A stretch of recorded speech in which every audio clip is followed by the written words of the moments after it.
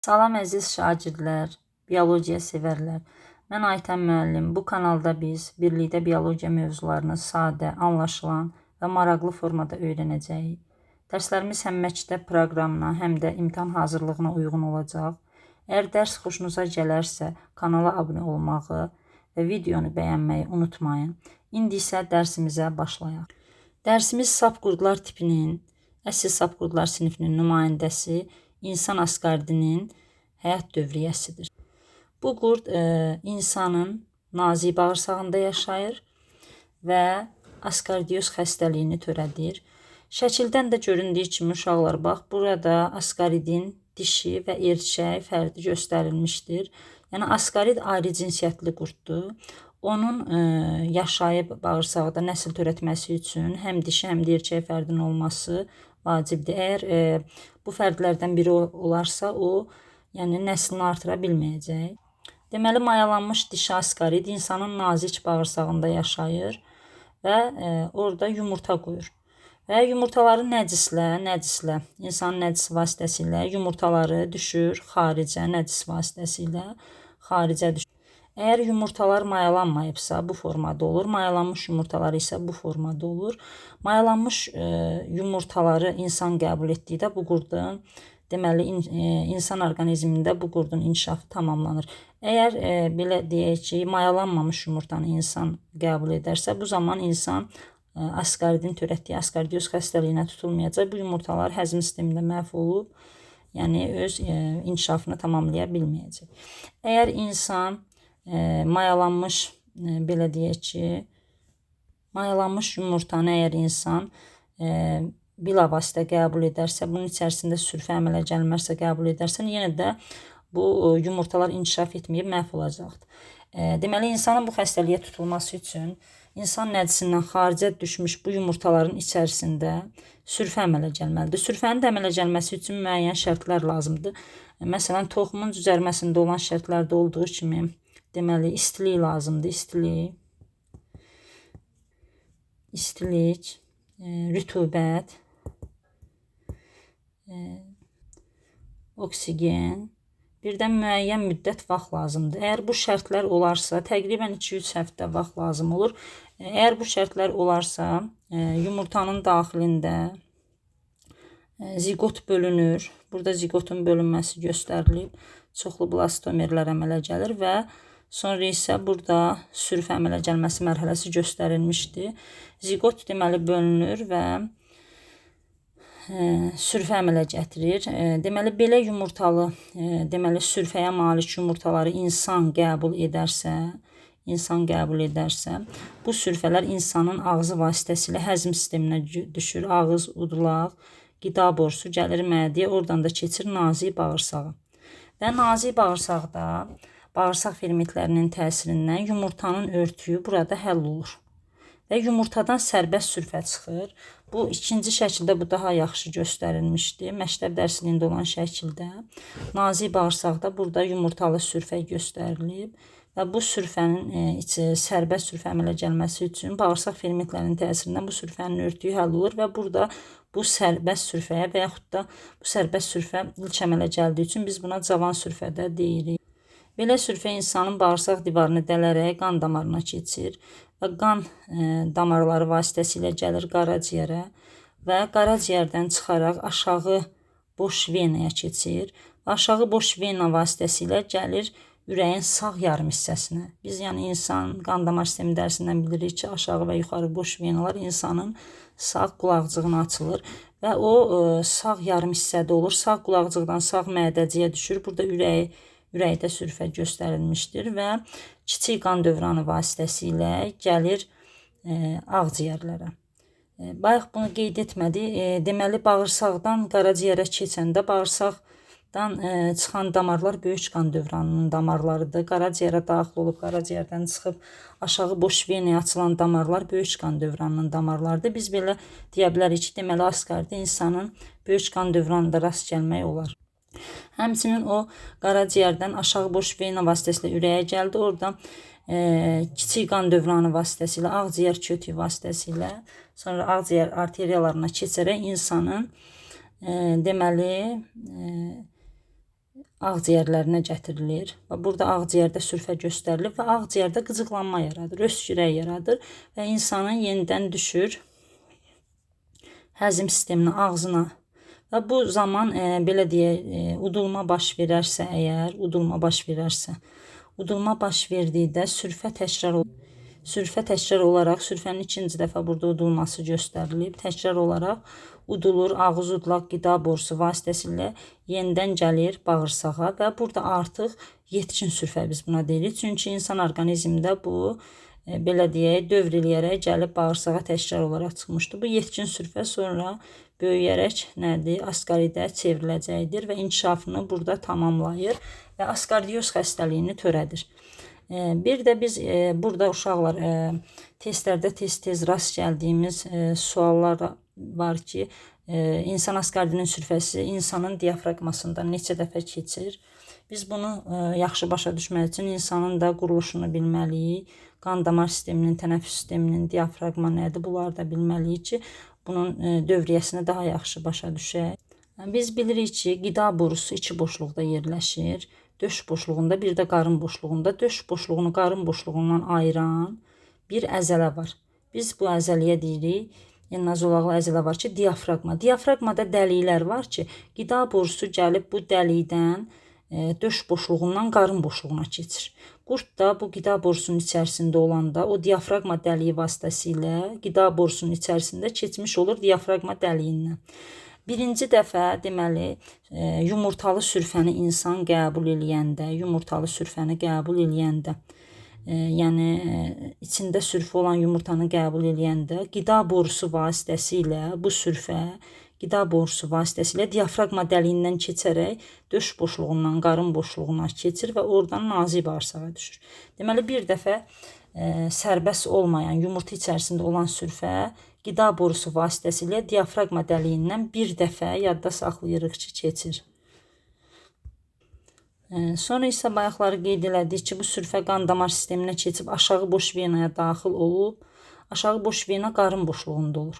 Və bu aşağı boş vena döş boşluğuna keçib ürəyə daxil olmalıdır. Döş boşluğuna, qarın boşluğundan bu aşağı boş vena döş boşluğuna keçmək üçün yenə də diafraqma dəliyindən keçərək qarın boşluğundan döş boşluğuna keçir. Bu zaman isə sərbəst sürfə olur. Sərbəst sürfə deməli aşağı boş vena vasitəsilə diafraqma dəliyindən qarın boşluğundan döş boşluğuna keçərək ürəyə daxil olur. Sonra isə ürəyə daxil oldu, ağciyərlərə gəldi. Bayaq da qeyd etdik ki, bu sürfə ağciyərlərə gəlmişdi və öskürək yaradır, ağza düşür. Və ağza düşdükdə udqunma baş verərsə, təkrar olaraq qida borusu vasitəsilə bağırsağa daxil olur. Yəni təkrar olaraq sərbəst sürfə şəklində qida borusu vasitəsilə döş boşluğundan qarın boşluğuna keçərək yetkin sürfə burada yetkinləşərək askaridə çevrilir. Yəni belə deyək ki, ikinci dəfə sərbəst sürfə şəklində askaridin sürfəsi qida borusu vasitəsilə döş boşluğundan qarın boşluğuna keçərək inkişafını tamamlamış olur. Belə deyək, askaridin sürfəsi 3 dəfə diafraqma dəliyindən keçdi. 2 dəfə götürürük, 2 dəfə keçir qida borusu vasitəsilə. Qida borusu vasitəsilə keçdikdə bir dəfə deməli sürfə yumurta daxilində sürfə şəklində keçmiş olur. Bir dəfə isə sərbəst sürfə şəklində keçmiş olur. Amma aşağı boş vena vasitəsilə isə aşağıdan yuxarıya doğru sərbəst sürfə şəklində də bir dəfə keçmiş olur. Yəni askaridin sürfəsi 2 dəfə sərbəst sürfə şəklində, bir dəfə isə sürfəli yumurtalı şəklində diafraqma dəliyindən keçmiş olur. Cəmi 3 dəfə diafraqma dəliyindən keçmiş olur. Gəlin deməli askaridin dövriyyəsi ilə bağlı testlərə baxaq. Model testlərinə qəbula düşmüş və topluda göstərmiş situasiya testləri var ki, gəlin onların həllinə baxaq. Deməli, situasiya 8-də belə bir verilib ki, zoologiya dərsində müəllim şagirdlərə şəkildə göstərilən fərd haqqında suallar verir. Birinci şagirddən bu fərdin normal ontogenezi zamanı əmələ gətirdiyi sərbəst sürfənin bədəndə yaşadığı canlının diafraqmasından neçə dəfə keçdiyini və ikinci şagirddən həmin sürfənin ürəyin hansı hissəsi və kameralarından keçdiyini soruşur. Gəlin indi bu situasiyaya aid suallara, 22-ci suala baxaq. Burada deyir ki, birinci şagird müəllimə nə cavab verərdi? Birinci şagirdi belə idi ki, fərdin normal ontogenezi zaman əmələ gətirdiyi sərbəst sürfənin bədənində yaşadığı canlının diafraqmasından neçə dəfə keçdiyini. Bayaqlarda izahda dediyim kimi sərbəst sürfə şəklində askarit, sərbəst sürfə şəklində sərbəst sürfə şəklində 2 dəfə diafraqma dəliyindən keçir. Bir qida borusu vasitəsilə döş boşluğundan qarın boşluğuna keçərkən yuxarıdan aşağıya doğru istiqamətdə, sonra isə aşağı boş vena vasitəsilə qarın boşluğundan döş boşluğuna keçərkən aşağıdan yuxarıya doğru istiqamətdə aşağı boş vena vasitəsilə diafraqma dəliyindən keçmiş olur. Cəmi 2 dəfə diafraqma dəliyindən sərbəst şəkildə keçmiş olur. Yəni biz burada birinci şagirdin müəllimə verdiyi cavab 2 dəfə olardı. 23-cü sualda isə ikinci şagirdin müəllimə verdiyi cavab nə olardı? İkinci şagirdə belə sual ünvanlanıb ki, belə sual ünvanlayıb ki, şagirddən həmin sürfənin ürəyin hansı hissə və ya kameralarından keçdiyini soruşur. Ümumiyyətlə uşaqlar yadınızda saxlayın ki, askaridə, orqanizmdə arterial qan olan hissələrdə rast gəlinməz. İnsanın bayaqlarda qeyd etdiyim kimi böyük və kiçik qan dövranında rast gəlinir. Amma venoz qanın içərisində rast gəlinir. Ürəyin sağ yarım hissəsində olur. Biz bilirik ki, ürəyimizin quruluşunda sağ yarım hissəsində arterial, sağ yarım hissəsində venoz, sol yarım hissəsində arterial qan olur. Askarit də insanın ürəyinin sağ yarım hissəsində olur və o sağ yarım hissədə, sağ qulaqcıqda, sağ mədəcikdə rast gəlinir deyərik. 23-cü sualın cavabıdır. 24-cü sualın cavabı 9-cu, 10-cu sinifdə olan yəni mövzularla əlaqəlidir. Gəlin bunlara baxaq. Deməli, burada deyir ki, şəkildə göstərilən canlının yetkin fərdinin hüceyrəsində 2 mol qlükozanın parçalanması zamanı əmələ gətirdiyi ATF molekulunda azotlu əsası soruşur. Karbohidrat və ortofosfat turşusu qalıqlarının saylarının cəmini soruşur. Biz bilirik ki, energetik mübadilənin 3 mərhələsi var. Onun ikinci mərhələsi glukoliz mərhələsidir. Yəni glükozanın oksigensiz parçalanmasıdır. Parazit həyat keçirib anaerob mühitdə yaşayan qurdlar glukoliz mərhələsi zamanı ayrılan enerjidən istifadə edirlər. Askaridin yetkin fərdi anaerob, yəni oksigensiz mühitdə anaerob, oksigensiz. Amma sürfəsi isə aerob, yəni oksigenli mühitdə yaşayır. Deməli, anaerob mühitdə yetkin fərdi yaşayırsa, bu glukoliz nəticəsində əmələ gələn enerjidən istifadə edəcək. Biz 10-cu sinif dərsliyindən bilirik ki, glukolizin birinci tənliyini yazıb bilməliyik. Glukoliz prosesində 1 mol glukoza C6H12O6 oksigensiz olaraq ADF və fosfat turşusu ilə birləşərək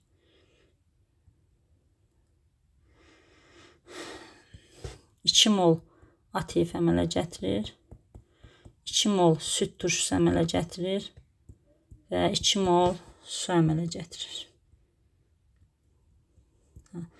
Deməli, bu tənlikdən görürük ki, 1 mol glukoza parçalandıqda oksigensiz olaraq 2 mol ATF əmələ gəlir. Bizdə amma burada məsələdə deyirdi ki, 2 mol glukozanın parçalanmasından.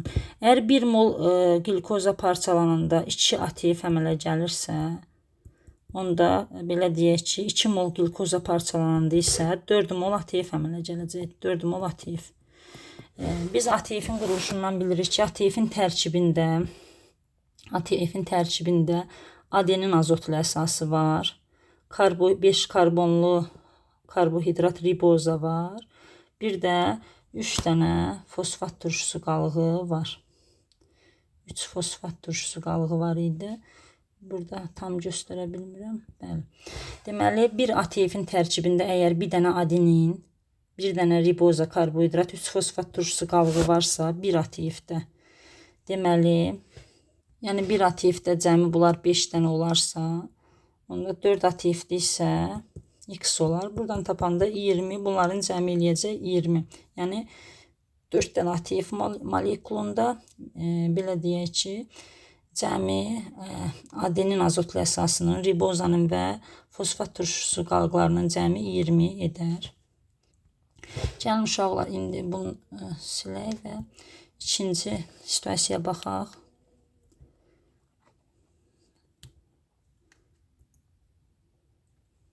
Deməli, ikinci situasiyamızda da deyir ki, zoologiya dərsində müəllim şagirdlərə şəkildə göstərilən fərd haqqında suallar verir. O, birinci şagirddən bu fərdin normal ontogenezi zamanı hansı inkişaf mərhələsində, deməli, hansı inkişaf mərhələsində bədəndə yaşadığı canlının diafraqmasından keçdiyini, ikinci şagirddən isə bu fərdin əmələ gətirdiyi sürfənin neçə və hansı orqanlar sistemində olduğuna baxaq.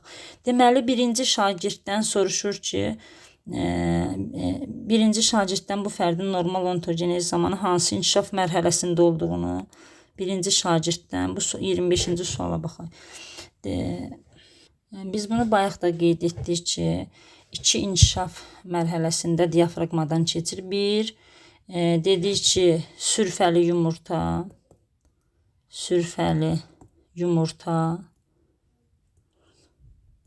bir də isə sərbəst sürfə. Sürfəli yumurta şəklində bir dəfə diafraqma dəliyindən qida borusu vasitəsilə keçir.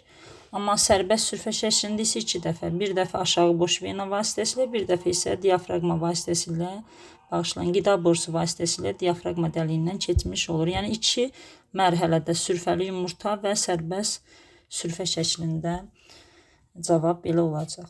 26-cı sualda deyir, ikinci şagird müəllimə nə cavab vermişdi? İkinci şagirddən nə soruşulur? Şagirddən bu fərdin əmələ gətirdiyi sürfənin neçə və hansı orqanlar sistemində olduğuna baxaq.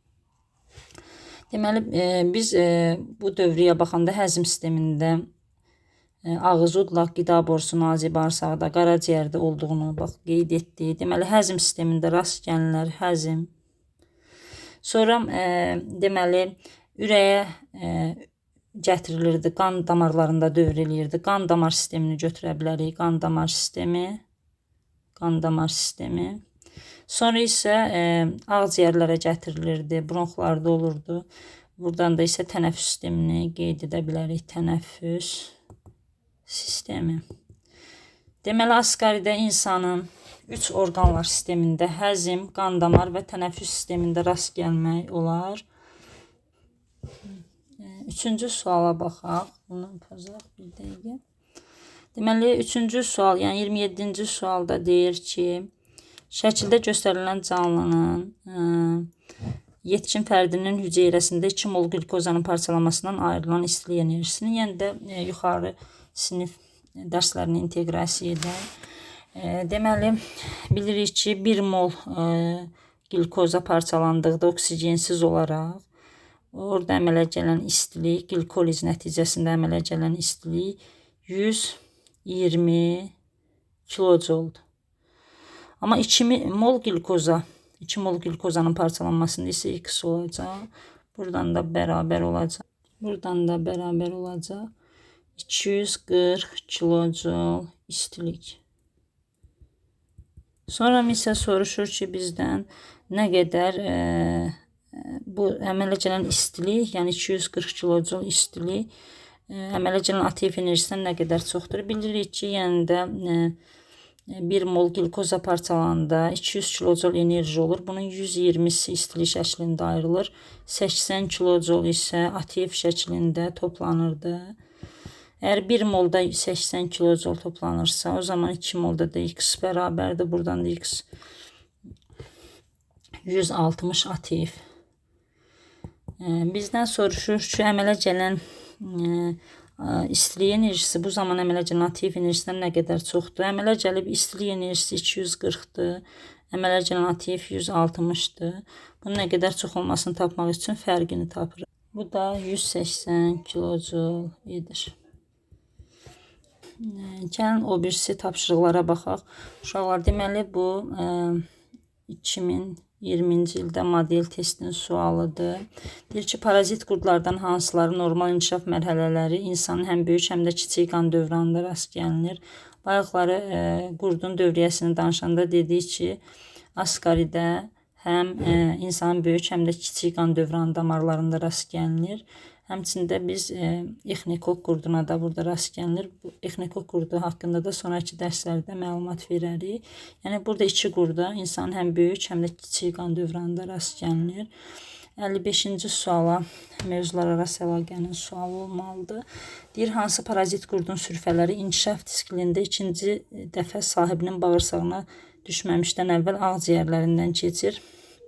Ayaqlar dövriyyəni danışanda qeyd etdik ki, sürfə deməli ağciyərlərdən keçərək sonra isə inkişaf disklini tamamlamış olur. Ona görə də biz burada insan asqaridini götürəcəyik.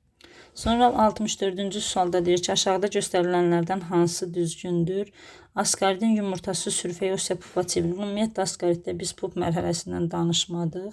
Amma yumurtasından sürfə əmələ gəlir.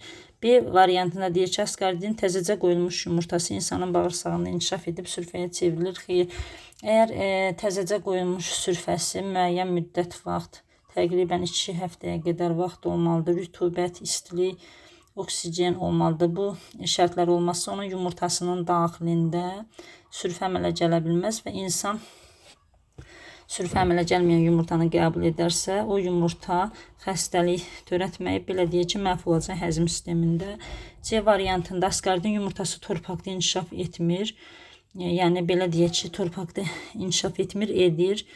Çünki etməsə, orada sürfə əmələ gələ bilməz. D-də deyir, askaridin təzəcə qoyulmuş yumurtası insan bağırsağında inkişaf edib sürfəyə çevrilə bilməz. Deməli, D variantında deyir ki, askaridin təzəcə qoyulmuş yumurtası insanın bağırsağında inkişaf edib sürfəyə çevrilə bilməz. Bəli, bu düzdür. Çünki biz dedik ki, orada müəyyən vaxt keçməlidir, müəyyən şərtlər olmalıdır ki, orada sürfəyə çevrilsin. Bu Y variantı da səhvdir. Y variantı da səhvdir. Niyə görə ki, bu da səhvdir?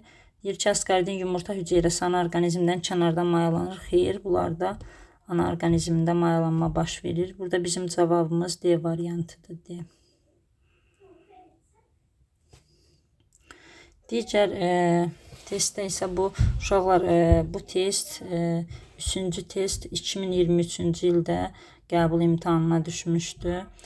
Deyir ki, normal miqrasiya zamanı, yəni miqrasiya qurdunun yer dəyişməsi dövriyyəsi deməkdir. Normal miqrasiya zamanı askarid sürfəsi insanın hansı qan damarlarında olmur? Biz demişdik ki, askaridə arterial qan olan hissədə rast gəlinmir. Biz bunu cavab vermək üçün insanın qan damar sistemi dərsini bilməliyik.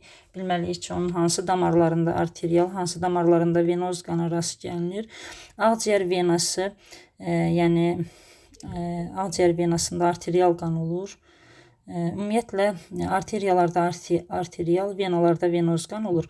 Amma ağciyər arteriyası ilə ağciyər venası istisnadır. Əksinə olur. Ağciyər venasında arterial, arteriyasında venoz qan olur. Deməli, burada ağciyər venasında arterial qan olduğu üçün burada biz askaridi götürə bilmərik, rast gəlinməz. Biz demişdik ki, ona arterial qan olan hissədə rast gəlinmir. Amma aşağı boş venada rast gəlinir. Bayaq da dövriyyəsində bunu qeyd etmişdik. Aşağı burada deməli A variantında ağciyər venası pozur. Belə deyək, pozduğu üçün biz bu damarlarında rast gəlinmir. Aşağı boş venada rast gəlinir, amma ağciyər venasında rast gəlinir. Burada daha doğrusu aşağı boş vena pozur, yəni burada rast gəlinir. Bizdə olunmuru soruşur, olunmur. B variantında deyir ki, aşağı boş vena və yuxarı boş vena. Deməli, burada da belə deyə venoz qan olan hissədə rast gəlinir, amma aşağı boş venada rast gəlinir. Yuxarı boş venada rast gəlinmir. B variantında da birində rast gəlinir, rast gəlinmədiyi üçün bunu da götürə bilmərik. Amma qaraciyər arteriyası deyir. Qaraciyər arteriyasında arterial qan olur. Burada rast gəlinmir. Bir də qaraciyər, ağciyər venası deyir. Ağciyər venasında da arterial qan olur. Burada rast gəlinmir. Deməli, burada aşağı, belə daha doğrusu qaraciyər arteriyası olacaq. Burada arterial qan, burada rast gəlinməyəcək. Ağciyər venası olacaq, arterial qan rast gəlinməyəcək. Bizim cavabımız C variantıdır. Qaraciyər venasında olur venoz qan, burada rast gəlinir. Ağciyər arteriyasında, yəni ağciyərlərə gedəndə bu arteriya ilə keçirdi, burada rast gəlinir. Qaraciyər venasında yenə rast gəlinir, aşağı boş venada rast gəlinir. Bizim cavabımız C variantıdır. Ümid edirəm ki, uşaqlar bu dərslərdən bu mövzuda sizə kömək ola bildim. Əgər videonu bəyəndinizsə, abunə olmayı unutmayın. Sağ olun, təşəkkürlər.